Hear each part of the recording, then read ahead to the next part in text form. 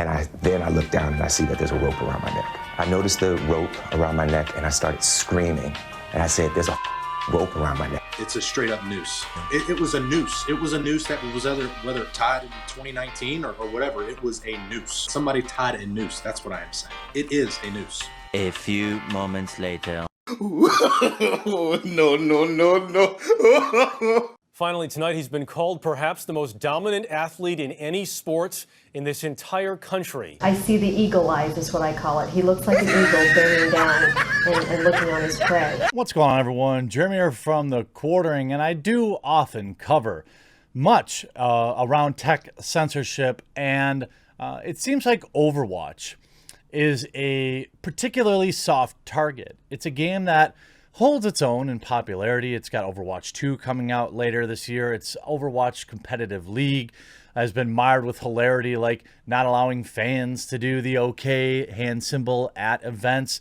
But see, the problem is Overwatch has been bending the knee for literal years. We can go all the way back to 2016, where Blizzard removed a tracer pose, citing player feedback. Yeah, I'm sure all the 96% male player base that Overwatch has is really complaining about a character's spicy pose. Blizzard said today it's removing a victory pose from the upcoming game Overwatch after receiving feedback from a player who criticized the pose as overly spicy and unbefitting the character's personality. Overwatch game director Jeff Kaplan confirmed the removal on the game's forum, saying the developer will continue to try to do better. The removal of a pose in question, which applies to the character Tracer, the closest thing Overwatch has to a mascot, stemmed from a post in the game's beta feedback forums. A player named Phipps posted a lengthy critique of the Tracer's pose, commending Blizzard for creating diverse, interesting, and compelling cast of female heroes, but noting that Tracer pose wasn't particularly seems ill-suited for the character. These people don't even play video games. There's no way. There's no way. From May to Zara Widowmaker, the female cast reflects a large spectrum of personalities and player fantasies, Phipps wrote. With that being said, let's talk about Tracer. From a marketing standpoint, she's the star of the show. She's a great hero. When we look at the way she's portrayed in promotional media, lore, and art and game, we know a few things about her. She's fast, she's silly, she's kind, she's a good friend. Her body seems to be comprised of about 95% spunk.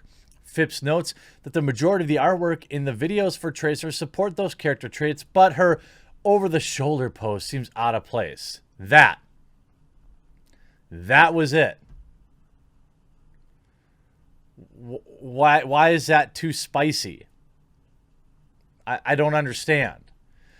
But, you know, once you bend the knee once, then they start coming for you more and more. Back, early 2019, they were whining. Vice was whining about Overwatch characters looking like cops, saying a new skin for Bridget celebrates police militarization. Does it, though? Does it?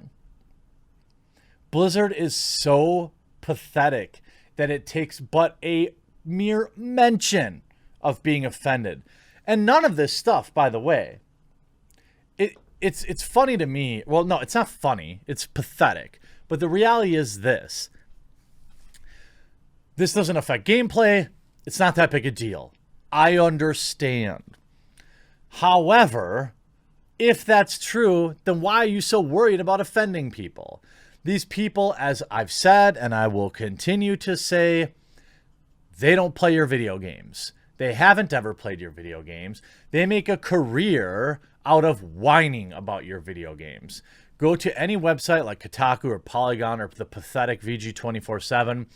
All they do is whine about how games are problematic and how games should change this and change that. Gamers don't get their news from Kotaku.com. They get it from YouTubers. Let me give you a perfect example. Angry Joe and SkillUp, two of the probably 3 or 4 most popular video game reviewers on YouTube. You could throw Jim Sterling in there and a couple others. But They both utterly panned The Last of Us 2. It was a sentiment echoed by people that played the game that weren't paid to whine or paid to artificially inflate the score of games, which is what I believe they do when you have a lot of these woke journos who rely on access journalism. When a video game throws them a bone to their particular political leanings, they inflate the score. The Last of Us 2 was not a, as 50 paid journalists said, a 100 out of 100. Similarly, just look at the reviews for Ghost of Tsushima right now, or Tsushima, sorry. I'm excited to play it. As soon as I'm done with my videos for the day, I'm like turning off the lights in the studio, opening up a Mountain Dew and some pistachios, and I'm going to sit down here and I'm going to play it. I'm excited. The reviews are very middling. That said, I look at SkillUp's review. He says the game is amazing. There is a huge disconnect between mainstream games media and actual gamers. I'm going to guess that the Metacritic user review score for Ghost of Tsushima will be extraordinarily high. Now, Overwatch did an update to remove controversial spray. Overwatch secretly removed a controversial spray to the game due to racial implications, replacing it with a more appropriate cosmetic. Racism ended. Thank goodness. That's right. It was a noose that a cowboy, which is on character. This is the craziest thing. It's like, I guarantee you there is an equal representation of colored of skins that hung at the end of a noose throughout history. In the West, it was used as a way to punish criminals. And it wasn't, I don't remember from any Westerns it having any racial implications. It was where criminals, horse thieves, and things like that went. It had nothing to do with slavery. But in a world where the entire NASCAR organization has to bend their knee because a garage pull-down was in the shape of a noose. Again, by the way, nooses are used for many things. It's just like the OK hand symbol, but on roids. A recent Overwatch update has addressed a controversy that had gained new traction due to recent events leading to the removal of a specific spray. Fortunately for Blizzard, this has less to do with any specific problems with Overwatch characters or from the company's own actions, but with the way that a certain view of images have changed lately. The latest controversy comes in the wake of the BLM movement, which I'm sure is very concerned about a spray in Overwatch. You ask anybody in that organization who isn't a shill, who actually believes in the movement, you ask them if they care about Overwatch. It had brought a number of controversial images to the public attention. They weren't controversial. You made them that way. There's nothing controversial about a cowboy and a noose, period. All right? Additionally, this isn't the first time that Blizzard has removed cosmetics from the game, either due to timed events or public outcry that emotes and sprays and costumes that the community has seen as harmful. I don't think it's the actual community that's worried about it. The spray in question belongs to McCree and has allowed players to leave an image of a noose all around the map since it was first launched. So nobody had a problem with it in the last 10 years. Making it one of the oldest cosmetics in Overwatch. However, the noose has had a long reputation as a racist symbol. Has it? I mean, obviously, lynching is a thing. I never saw it that way.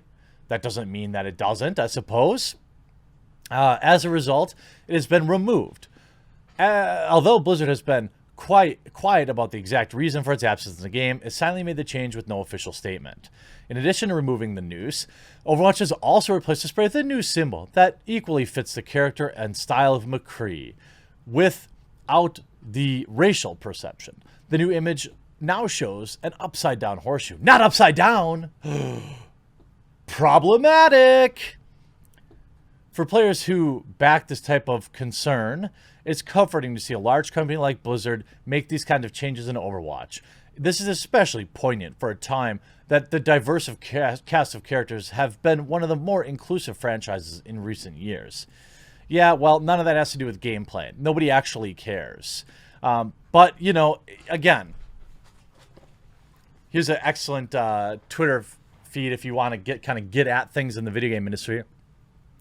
Replaced with a bad luck horseshoe, no reason given. And you can see, like, let's see. I'm just guessing on the pro. Oh, no, okay. One of the top replies, this literally affects nothing about gameplay. Take away a tool people were using to make race and self-deletion jokes. Probably costed basically nothing to replace. The new spray looks neat. This is like a quadruple win. So why are brainlets so mad about this? I get it. I get it. It isn't that big of a deal. But if it's not that big of a deal, why are you wasting time on it? I mean, you see, wow, real problems in other countries. We have people crying and screaming about a 12-year-old making a cartoon rope overlap with a cartoon character. People in Western society are so privileged and fragile. Overwatch players seriously can't take anything, can they? I don't think that this is the Overwatch community. I think this is the larger kind of socially minded fun police.